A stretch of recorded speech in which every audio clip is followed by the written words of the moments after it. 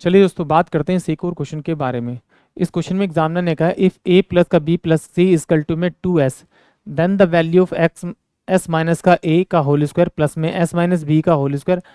Plus में s minus c का whole square plus में s स्क्वायर अपॉन में a स्क्वायर प्लस में b स्क्वायर प्लस में c स्क्वायर।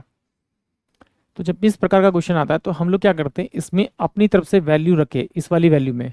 इसकी लेफ्ट हैंड साइड और राइट हैंड साइड को बराबर करते हैं और उन्हीं वैल्यू को रख के इस क्वेश्चन को सॉल्व करते हैं।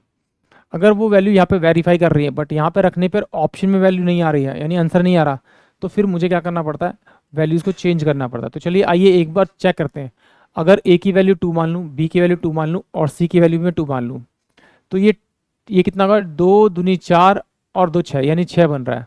तो इसका मतलब एक्स की वैल्यू अगर एस की वैल्यू अगर 3 मानूँ तो ये भी 6 हो जाएगा, यानी left hand side right hand side के बराबर हो जाएगा।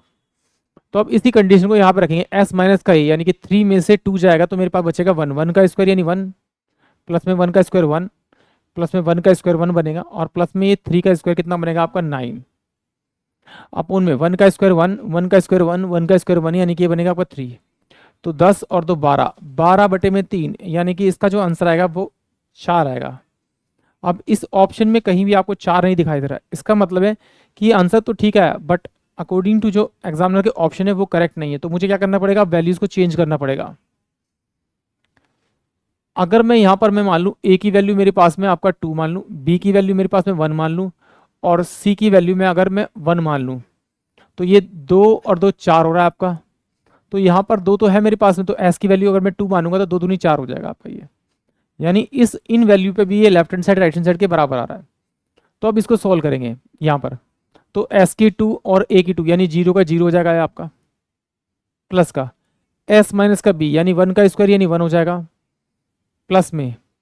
एस माइनस का सी, तो ये भी मेरे पास कितना हो जाएगा आपका, ये 1 हो जाएगा, प्लस में एस का स्क्वायर यानी कि आपका 2 का स्क्वायर यानी 4 हो जाएगा,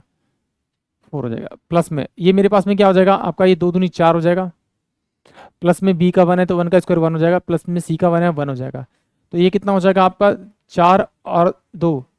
6 हो जाएगा। इन दोनों को जोड़ेंगे तो 6 बटे में 6 हो जाएगा और जैसे ही इसे काटेंगे तो ये पॉजिटिव का मेरे पास 1 आ जाएगा, यानी कि ऑप्शन सी जो है वो इस क्वेश्चन के लिए करेक्ट होगा। जो पहले वाला आंसर निकाला था वो भी करेक्ट था बट वो मुझे ऑप्शन में नहीं मिला, इसलिए मुझे अपनी वैल्यूज़ को चेंज करना पड़ा, क्योंकि मुझे